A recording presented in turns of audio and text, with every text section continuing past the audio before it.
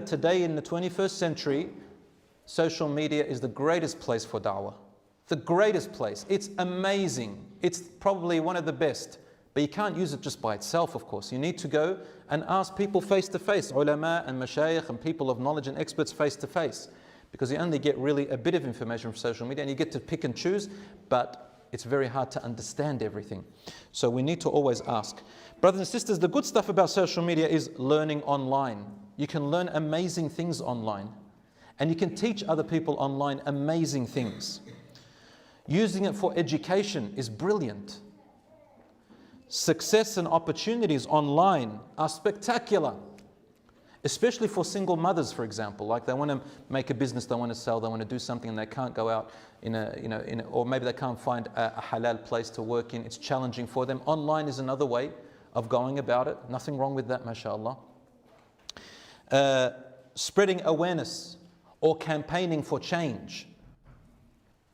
That's something that is, wallahi, what I think is a 21st century miracle. That you can make changes in the world through social media, for the better or for the worse, of course. Connecting with family and close friends and keeping your ties with your relatives, especially if they're overseas or people you don't see too often, you're too busy. That's a good thing. That's a beautiful thing. Sometimes we make a WhatsApp group or another group where siblings are on there, right, brothers and sisters. And we talk and we exchange, we laugh, we know that we're not alone, we've got someone there for our support. Beautiful. Halal entertainment. Halal entertainment is fine. Sometimes we need to mellow out a little bit. You can use social media for a bit of halal entertainment. Halal. There is Ibn al-Qayyim, we mentioned him before, a great scholar. He says, one of the ways that a believer needs to continue in their worship in life and to do better and to be successful is to sometimes get a little bit of entertainment, halal entertainment. And in those days, he says, I was sitting under a tree and writing my book. I think he was writing a da' wa dawa, which means the sickness and the ailment and its cure. He goes, I looked at two men and they were each carrying a heavy log, one on this side, one on the other side. And I knew it was very heavy and they're sweating in the heat. So I found something amazing. They decided to play a game of entertainment. One would say a verse of poetry, make it up on the spot, and the other one has to reply and continue it on the same, with the same grammar and conditions of the poetry. And they would reply to each other, make each other laugh. And he said, I realized that it took off some of the tiredness and the exhaustion, made them forget about the pain and the heaviness of the log by getting this entertainment. So sometimes a worshipper needs a little bit of that. Even, dare I say, marriage prospects, talking about marriage. You can use social media to get there, but obviously that's a sensitive area. There must be boundaries and conditions to doing that. So for example, I would say that if somebody is very young and inexperienced, then they need their parents' knowledge and permission to be able to talk to someone for the prospects of marriage, right? They should know about it. And if you are older and have experience in life and you know, you're quite mature and aware, you can also look on social media for marriage prospects, especially some people who convert to Islam, they don't have family to help them out, or some people who don't have, you know, much of a network in the community. They can join certain groups, like we have in Melbourne one called Melbourne Muslima.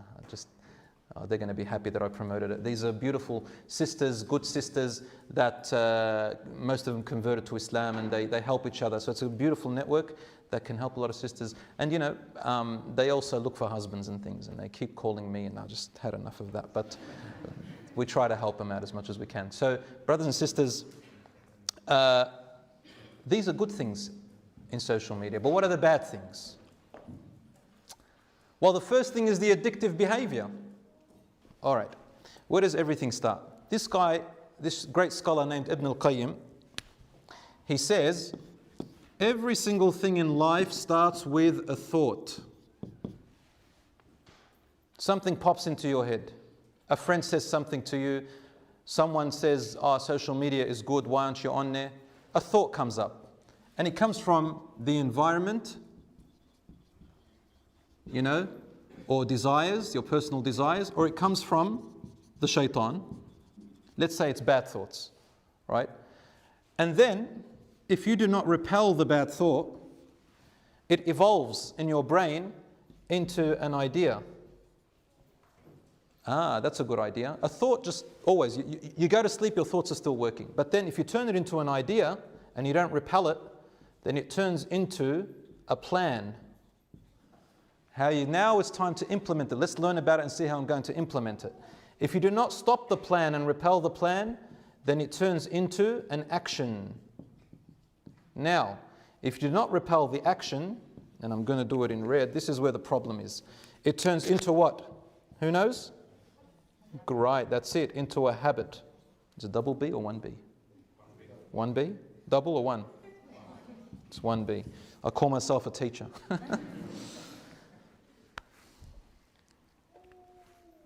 So, thought repels into an idea, plan, action, habit. Which one's the hardest to stop?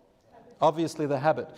The earlier you stop, the easier it is not to get to bad habits. Always. It doesn't matter who you are. It doesn't matter. It does not matter how religious or unreligious, whether you're married or not married, if you think you're mashallah. When a thought turns into these things, it becomes very difficult to stop the habit. But obviously habits can be reversed as well. The first thing is through repentance. That's where it all starts. But we'll talk about that soon. So I get a thought to join social media. Okay, good. I get an idea, good or bad. I've got to monitor these ideas. I've got to monitor this plan and see in which direction I want to go right from the beginning if you want to make life easier on you. So let's have a look at something. At an early age, you're in grade 4 or 5 or grade 3, and you got this social media stuff, you got this mobile phone, the iPads, and all that stuff, and you see that your friends go on it and they talk about it at school. You get a thought, and then parents are now responsible.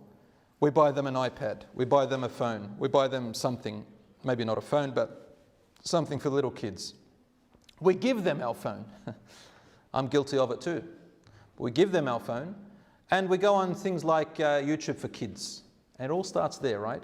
Which is okay so far. We try to make them watch Islamic stuff, but subhanAllah, it's very hard for them to just stop there. They start clicking to other places.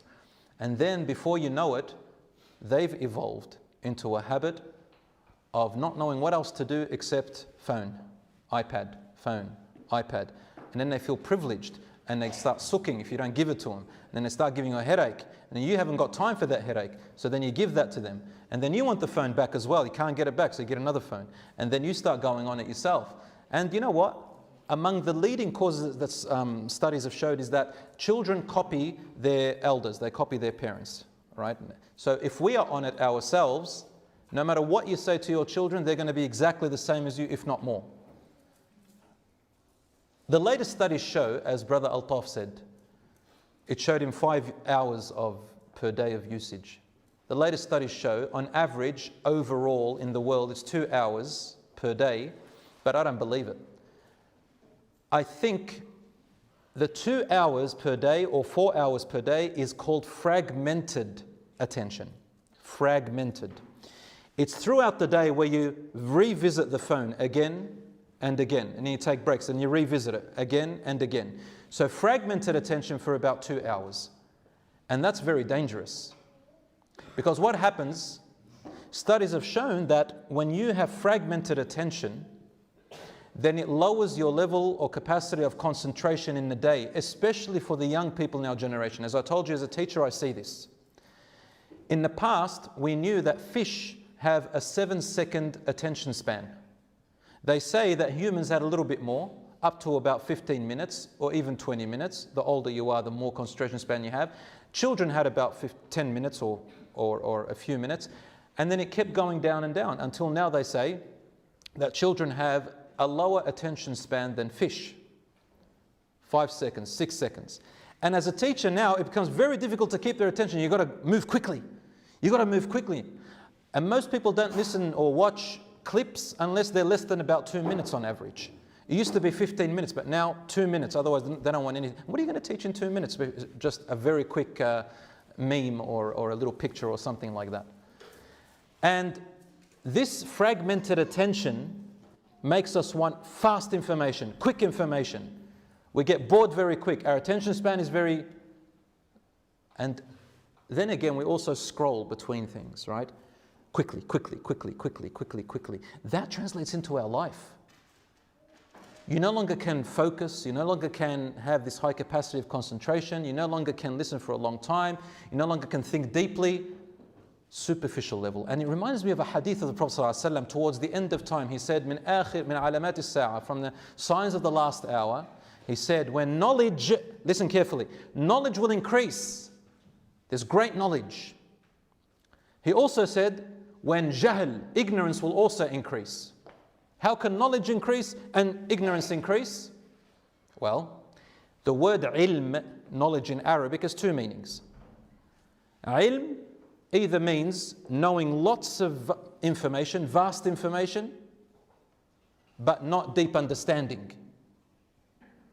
And ilm also means knowing lots of information and deep understanding. That's true ilm. To be able to know lots of information and to know it deeply and understanding it. And then knowing how to apply it, and that's called hikmah, wisdom. Lots of information, he said, people will know so much. Any question you want, you just go on Google and you ask it. MashaAllah, you get lots of information. It's amazing. I love that part. But understanding how to apply it, different story. And therefore there's ignorance. We cut and paste a lot, but we don't understand what we're cutting and pasting. What is its effect on social media? What am I teaching people?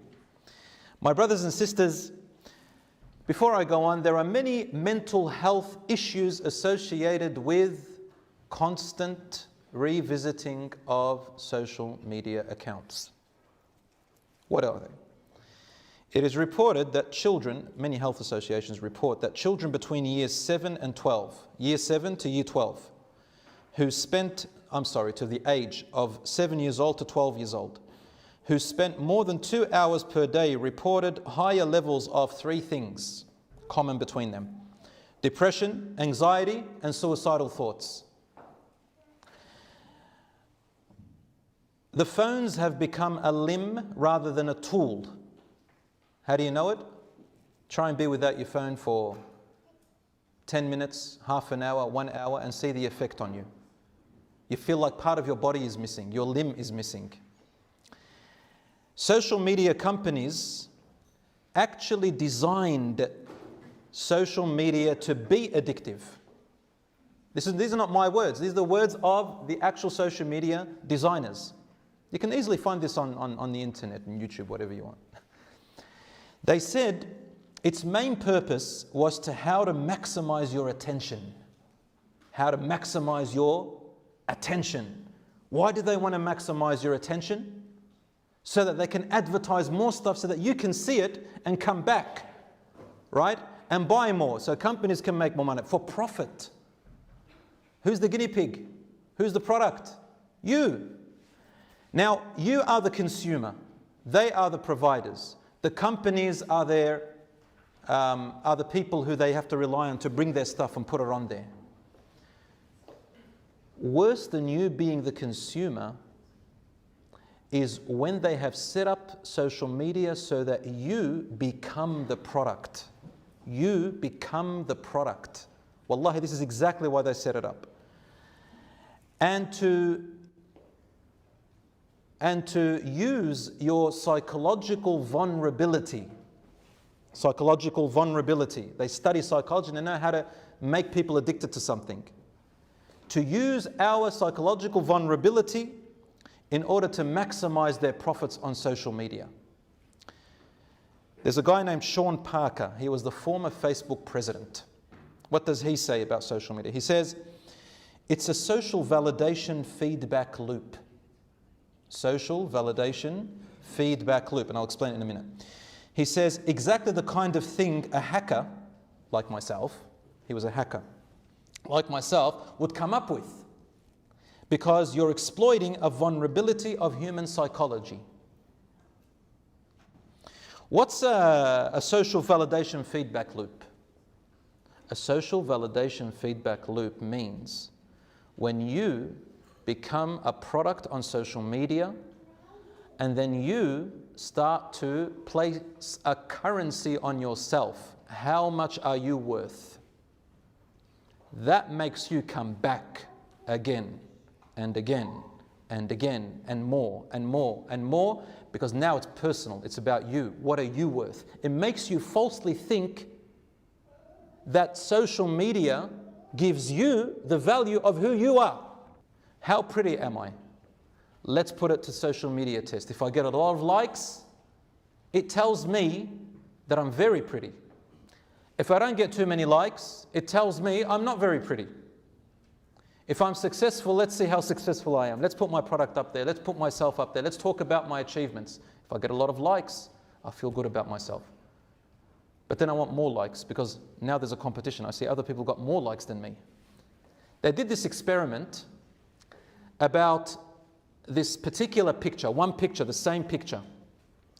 They put this picture in a study of a cohort of people, and they put few likes for one picture and more likes for the other picture, which is exactly the same picture. Which one did they look at more? People clicked thousands of times more on the one that had more likes and less on the one that had fewer likes. SubhanAllah, how the shaitan works. It's amazing. Why did these people go on the ones with more likes? Because in here, we've already been conditioned by social media designers to think that your value is based on how many likes you have, how many interests you have, right? And so that picture is a very popular picture because it must be really good. Now what about me? Why am I going there? Because I don't want to miss out, man. I've got to be part of this loop. I've got to be part of this great success over here. I want to be there. And then at the same time, you start comparing yourself to that. And you say, I've got to do the same with me. What about me? What about me? Me. You know, we love ourselves, naturally. When you take a group photo, who do you zoom in first? Who do you zoom in first? Come on. You zoom into yourself first. It has gotten so bad to value yourself that in order to get more likes, I have to use another app who are making billions of dollars, which makes me look, excuse me, Manash, if I say this, please forgive me. It makes me look like a rabbit or a cat or a dog or something like that. I mean, really, because it's got a filter. I know. We don't do it because we want to look like animals. We're doing it because it filters our face and makes us look much nicer. And then we're expecting people to tell us. And then we go and tell other people, I want people to accept me the way I am. What, they don't like it? I'm being who I am. I don't care what people think. Really? So why is all this? So our poor selves need to really value ourselves properly. We look in the mirror of ourselves, and we look at the mirror of other people on social media. This is the biggest problem that we have on social media at the moment. Whether you are a man or a woman, women just compete on different things and men compete in different things as well, right? Whatever it is. I don't know, something like, muscles and clear skin, maybe. So we love to do that in order to place value on ourselves through these people who are manipulating our minds. Really. Now there's a problem even through that. Now when I'm talking about the internet, I'm talking about social media addiction on senseless things that really most people are spending their time on. To the point